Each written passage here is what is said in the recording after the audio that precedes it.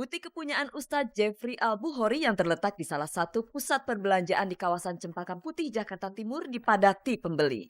Usaha dagang yang digeluti UJ, sapaan akrab Ustadz Jeffrey Al-Bukhari ini terbilang laku keras. Oleh karena itu banyak pihak yang memanfaatkan reputasi butik milik UJ ini. Alhasil butik-butik tiruan dan model-model pakaian yang seharusnya sudah menjadi hak paten UJ pun sudah tersebar sampai ke pelosok daerah.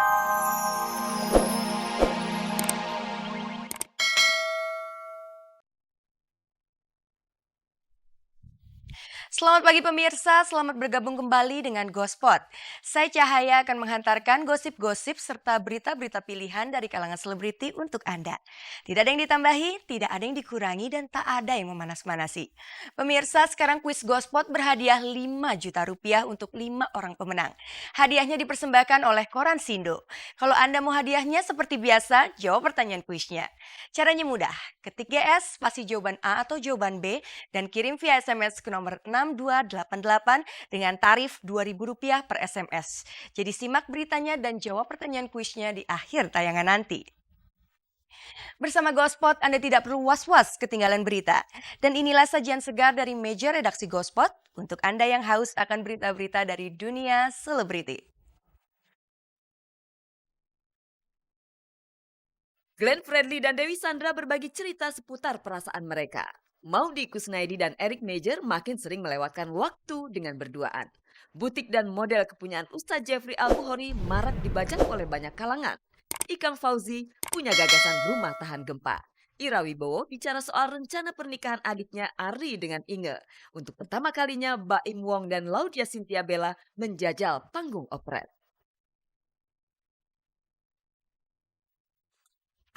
Pemirsa, di waktu senggang, pasangan Eric Mayer dan Maudy Kusnaidi mengisi kebersamaan mereka dengan berbelanja.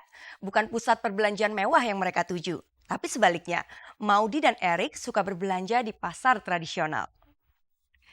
Pasangan Glenn Fredly dan Dewi Sandra dikenal cukup alergi dengan sorotan media. Namun kemarin, keduanya muncul bersama untuk mengungkapkan perasaan cinta mereka. Ingin tahu nggak sedalam apa cinta mereka? Mari kita saksikan saja liputannya yang berikut ini.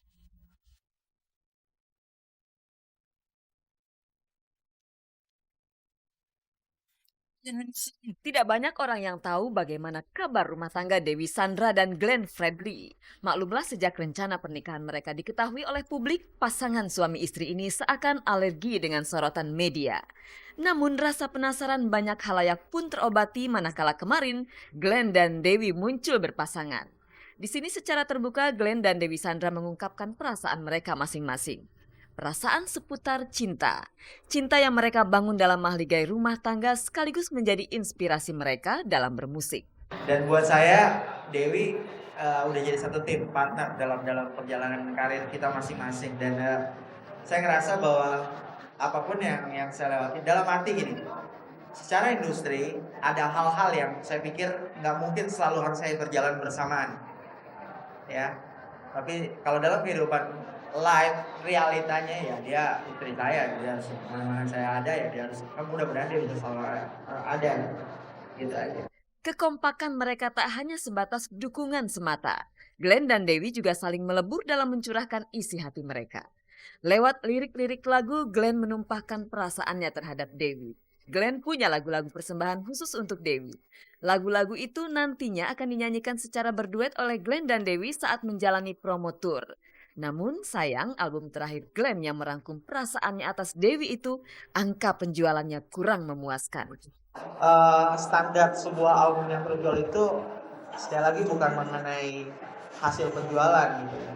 Karena jujur aja kalau saya menstandarisasikan hasil karya saya hanya dengan sebuah faktor jualan angka gitu ya, akhirnya saya ngerasa saya akan mati di jalan, dalam arti saya mandek dalam berkreativitas. Dan saya sangat makin produktif, malah lebih gila lagi gitu, berkarya dan mempersiapkan untuk hal-hal momongan ya, jadi saya makin produktif gitu ya. Momongan. Dari mulut Glenn terucap kata yang menjadi simbol buah cinta. Ucapan Glenn itu mengesankan. Glenn sangat mendambakan buah hati dari rahim Dewi. Kerinduan akan kehadiran anak seakan mewakili pengharapannya dan Dewi untuk mempertahankan pernikahan mereka sampai kakek-kakek dan nenek-nenek. Yang pasti kita berdua pribadi bahagia. Ada banyak hal yang bisa kita buat ya. Ya, dan kita bisa buat banyak hal berdua, yaitu udah jadi satu tim yang kekurangan dan kelebihan yang ada kita memaksimalkan dan pergunakan dengan baik.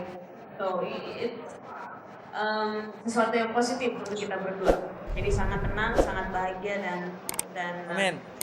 mudah-mudahan seterusnya. Amin. Amin. Menyinggung kehadiran seorang anak bagi pasangan Maudy Kusnaidi dan Eric Major, hal itu masih menjadi sebuah penantian. Meski demikian, kemesraan mereka tak lantas mengendur. Saat berlibur, keduanya acap kali berjalan-jalan untuk belanja. Oh, kalau Maudy malah paling senang juga ke pasar tradisional ya, karena dia senang nawar. Jadi kalau emang di mall kan bisa tawar. Jadi ya kalau untuk kenyamanan sih mungkin ke mall ya, tapi kalau untuk lebih serunya sih pasti ke pasar. Kalau kita keluar negeri ya banyak tujuan. Yang pertama suka wisata, liburan atau mengunjungi keluarga di Belanda. Jadi bukan tujuan utamanya bukan belanja sih. Maudy Kusnaidi bukan termasuk tipe shopaholic, apalagi untuk sekedar berbelanja ke luar negeri. Dia lebih suka berbelanja di Indonesia, begitupun dengan Eric. Jakarta semuanya ada, aneka macam barang-barang konsumsi tumpah ruah di Jakarta. Bertepatan dengan ulang tahun Jakarta yang ke-479, Jakarta menggelar Great Sale dari tanggal 14 Juni hingga 14 Juli. Upaya ini untuk mempromosikan Jakarta sebagai surga belanja. Ini adalah untuk menarik agar orang tidak belanja di Singapura aja, belanjalah di Jakarta. Nah, kita selalu mungkin lemah di dalam promosi. Karena itulah dengan acara seperti ini, diharapkan lalu masyarakat luas tahu gitu. Kalau wisata belanja ini paling tidak juga wisatawan domestik yang kita incar sebenarnya. Ya mungkin salah satunya dalam dukungan saya seperti ini gitu ya. Kemudian yang seperti saya bilang juga di atas panggung bahwa sangat penting untuk kita semua mempromosikan bahwa Jakarta itu aman untuk didatengin, aman untuk belanja, dan kita punya barang-barang bagus. Karena seperti yang kita khawatirkan tuh tayangan-tayangan mengenai Jakarta atau Indonesia dengan demo yang anarkis dengan segala macam hal-hal yang tidak menguntungkan itu sangat merugikan dan sangat tidak menarik mereka untuk datang ke Jakarta untuk belanja.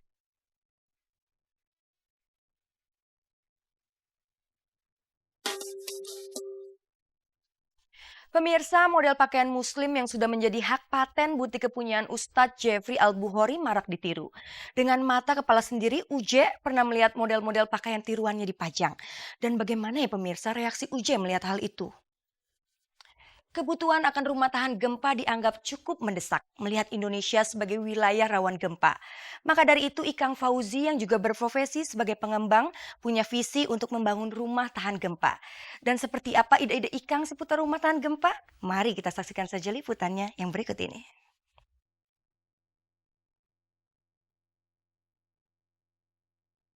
Butik kepunyaan Ustadz Jeffrey Al-Bukhari yang terletak di salah satu pusat perbelanjaan di kawasan Cempaka Putih, Jakarta Timur dipadati pembeli. Usaha dagang yang digeluti Uje, sapaan akrab Ustadz Jeffrey Al-Bukhari ini terbilang laku keras. Oleh karena itu banyak pihak yang memanfaatkan reputasi butik milik Uje ini. Alhasil butik-butik tiruan dan model-model pakaian yang seharusnya sudah menjadi hak paten Uje pun sudah tersebar sampai ke pelosok daerah. Padahal Ustadz Jeffrey baru akan membuka cabang. Memang ada beberapa model yang kita pakai terus sekarang sudah jadi, kita sih bahagia aja, senang bisa menjadi wasilah buat orang lain bisa cari rezeki, alhamdulillah. Ya kalau memang itu bisa jadi lahan rezeki buat mereka silahkan aja. Ustadz Jeffrey sama sekali tidak menampakkan kekesalan, malah terkesan ia memaklumi pembajakan yang tengah berlangsung. Rezeki sudah ada yang mengatur, begitulah prinsipnya. Yang paling utama dalam bisnis ini, Uje bisa menanamkan nilai-nilai agama kepada keluarga dan sesama. Nah, jadi sebenarnya adanya toko ini lebih kepada satu, supaya tidak terlalu banyak buang waktu. Terus ada silaturahmi dengan jemaah.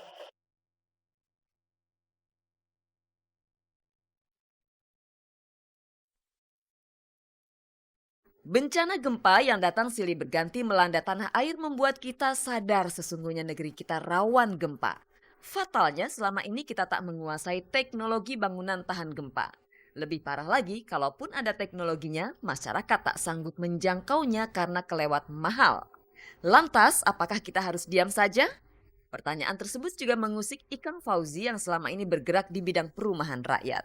Kalau kita bicara teknologi, sebaiknya teknologi yang bisa diaplikasi di sini.